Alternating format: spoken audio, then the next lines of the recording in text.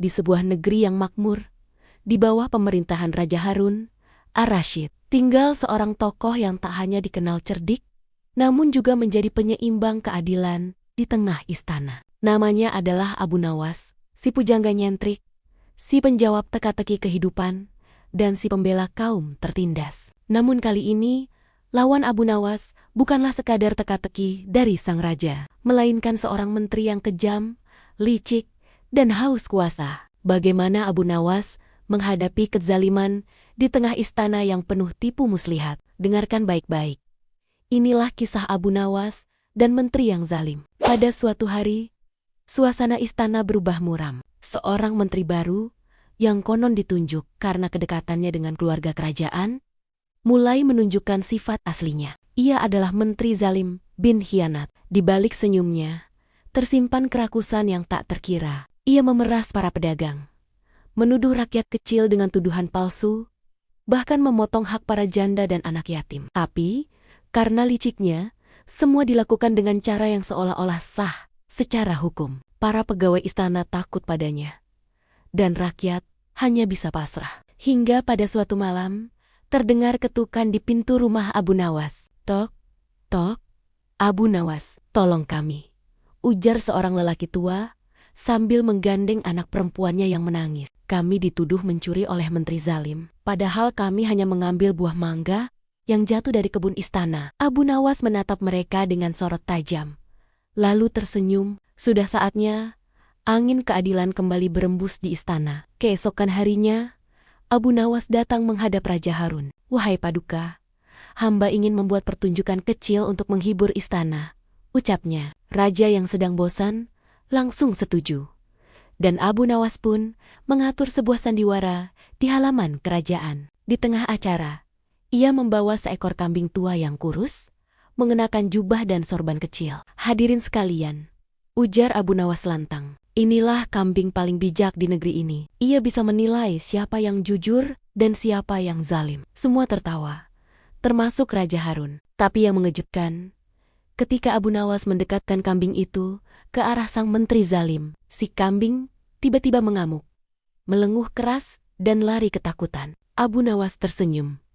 Wahai Paduka Raja, bahkan kambing pun tahu siapa yang berhati kotor. Raja mulai curiga dan memerintahkan penyelidikan terhadap sang menteri. Dalam waktu singkat, semua bukti kejahatan terbongkar. Pemalsuan dokumen, pencurian harta rakyat, hingga penyiksaan diam-diam terhadap para tahanan. Sang menteri pun diturunkan dari jabatannya dan dijebloskan ke penjara bawah tanah istana. Abu Nawas, ujar Raja Harun, engkau telah menyelamatkan rakyatku dari kezaliman. Bagaimana aku bisa membalasmu? Abu Nawas hanya tersenyum.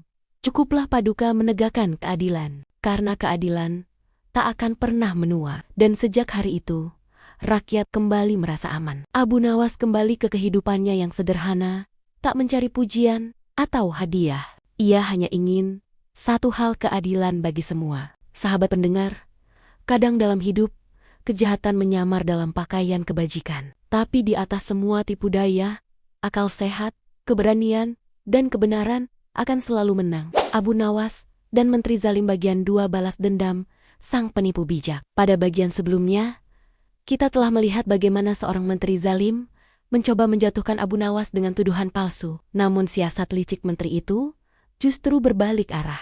Abu Nawas berhasil membuktikan kebijaksanaannya di depan Khalifah Harun al-Rasyid, dan sang menteri dipermalukan di hadapan istana. Namun, cerita belum selesai. Sang menteri yang licik tak mau tinggal diam. Setelah kekalahannya yang memalukan, sang menteri mendendam. Malam itu, ia duduk termenung di ruang kerjanya, sambil menggigit bibir dan menatap kosong ke jendela. Menteri berkata dengan nada marah, aku tak bisa membiarkan si Abu Nawas mempermalukanku 2 kali. Aku harus membuat perangkap yang tak mungkin dia lewati. Maka, keesokan harinya, sang menteri kembali menghadap Khalifah dan berkata, Paduka, izinkan hamba menguji Abu Nawas sekali lagi. Bila dia gagal kali ini, mohon Paduka bersedia menghukumnya. Tapi, bila dia berhasil, hamba rela melepaskan jabatan. Khalifah pun mengangguk, karena ia menyukai tantangan, dan tentu saja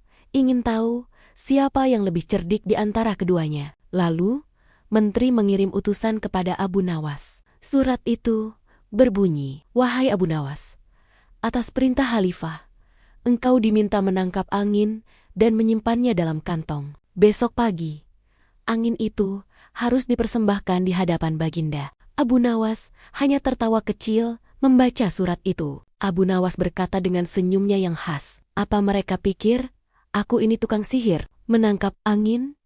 Namun, ia tahu, ini bukan sekadar permainan. Jika gagal, nyawanya bisa menjadi taruhan. Malam itu, Abu Nawas duduk termenung. Istrinya mendekat dan bertanya. Istri Abu Nawas berkata, "Apakah kali ini kau benar-benar tak bisa menemukan jalan keluar?" Abu Nawas dan menjawab, "Tenang, wahai istriku, angin memang tak bisa ditangkap, tapi bisa dianggap tertangkap." Keesokan harinya, Abu Nawas membawa sebuah kantong kosong ke hadapan Khalifah. Khalifah bertanya dengan nada penasaran, "Wahai Abu Nawas, mana buktinya bahwa engkau telah menangkap angin?" Abu Nawas membuka kantong kosong itu perlahan. "Paduka, mohon jangan terlalu dekat. Angin ada di dalamnya, dan ia mudah menghilang," kata Abu Nawas. Khalifah pun terhibur, namun sang menteri berseru, "Itu hanya kantong kosong. Mana buktinya angin di dalamnya?" Abu Nawas dengan tenang menjawab, "Wahai menteri yang terhormat, bukankah kau juga tak bisa membuktikan bahwa angin tidak ada di dalamnya? Bukankah tugas ini mustahil sejak awal?" Khalifah tertawa, terbahak-bahak. Karena merasa dipermainkan, sang menteri menjadi geram dan berdiri dengan wajah merah padam. Namun, Abu Nawas melanjutkan, "Jika menteri menginginkan bukti yang nyata, izinkan aku memberikan satu tugas untuknya. Bila ia sanggup, maka aku rela dihukum." Khalifah berkata, "Silakan, Abu Nawas." Abu Nawas dengan nada santai, "Wahai menteri, tolong bawa ke sini seekor burung yang bisa menyanyi seperti manusia dan menari seperti kuda. Jika kau bisa, maka aku akan menyerahkan diriku." Sang menteri terdiam. Ia tahu itu mustahil. Semua yang hadir menahan tawa. Akhirnya, Khalifah pun berkata, "Cukup." Abu Nawas telah menunjukkan bahwa akal sehat jauh lebih tinggi nilainya daripada tipu daya. "Dan engkau, wahai menteriku, mulai hari ini, aku cabut hakmu mencampuri urusan pengadilan." Menteri itu pun mundur dengan kepala tertunduk, sedangkan Abu Nawas kembali ke rumahnya, diiringi gelak tawa rakyat Baghdad yang mengagumi kecerdasannya.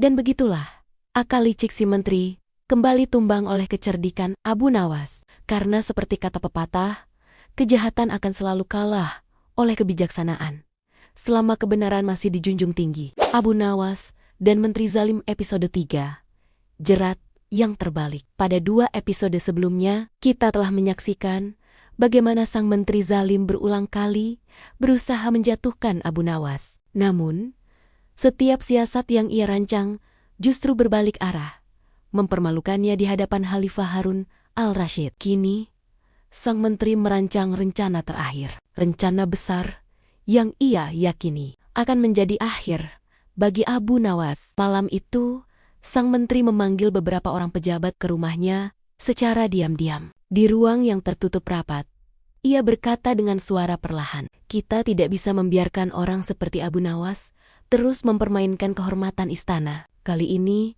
aku akan menjebaknya dengan cara yang tak akan bisa ia elakkan." Pejabat lain berkata, "Tapi bukankah ia selalu berhasil keluar dari jebakan yang paling rumit sekalipun?" Menteri pun menjawab dengan wajah sinis, "Kali ini, tidak. Aku akan menuduhnya mencuri emas dari gudang kerajaan." Keesokan paginya, Baghdad gempar. Kabar menyebar bahwa salah satu peti emas kerajaan raib entah kemana. Sang menteri segera menghadap Khalifah dengan wajah penuh kekhawatiran, pura-pura. Menteri berkata, "Paduka, hamba tidak menuduh siapapun, tapi hanya Abu Nawas yang memiliki kecerdikan dan keberanian untuk mencuri tanpa ketahuan. Dan anehnya, ia baru saja merenovasi rumahnya. Dari mana uangnya?" Khalifah, yang masih terkantuk mendengar laporan itu, terdiam sejenak. Ia pun memanggil Abu Nawas ke istana. Khalifah Harun berkata dengan nada sedikit marah, "Wahai Abu Nawas, engkau tahu aku menyayangimu seperti saudara. Tapi bila kau mencuri dari perbendaharaan kerajaan,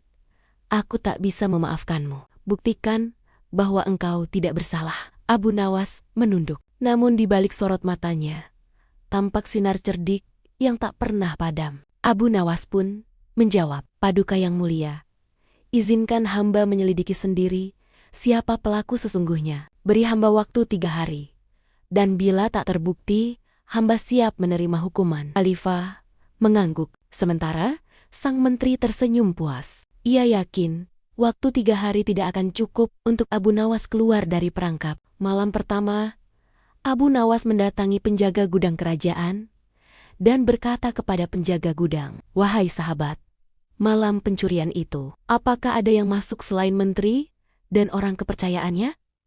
Sang penjaga menjawab pelan, hanya beliau berdua, Tuan, bahkan hamba dilarang masuk karena katanya ada perintah rahasia dari Khalifah. Senyum Abu Nawas mulai merekah. Malam kedua, ia menyewa seorang pengemis tua untuk datang menghadap menteri, berpura-pura sebagai dukun buta yang tahu siapa pencuri sesungguhnya. Dan malam ketiga, sang dukun tua datang ke istana, langsung di hadapan Khalifah. Dukun palsu berkata, Wahai Paduka Khalifah, Mas Paduka tidak hilang. Ia hanya disembunyikan di sumur tua di belakang rumah. Sang pencuri sendiri. Khalifah terkejut. Siapa pencurinya? Dukun palsu menjawab dengan senyum menyeringai. Sang menteri. Ia ingin menjebak Abu Nawas untuk menjatuhkannya. Tapi semesta menolak kezaliman. Khalifah menoleh tajam ke arah menteri yang langsung pucat pasi.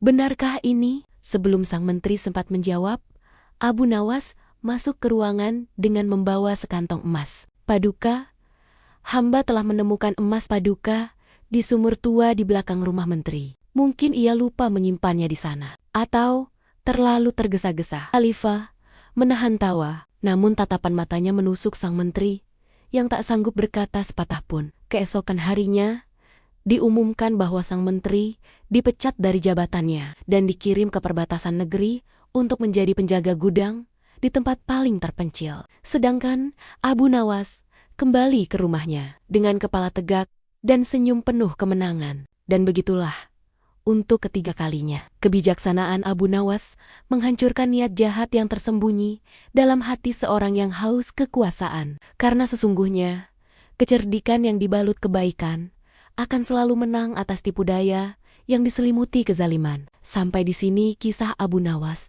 dan sang menteri zalim. Namun, jangan beranjak dulu, karena petualangan Abu Nawas belum selesai. Di episode berikutnya, Abu Nawas akan berhadapan dengan seorang penipu kelas dunia yang hampir membuatnya kalah. Jika video ini bermanfaat, jangan lupa like, subscribe, dan aktifkan loncengnya agar tidak ketinggalan kisah penuh hikmah berikutnya. Sampai jumpa di video selanjutnya. Wassalamualaikum warahmatullahi wabarakatuh.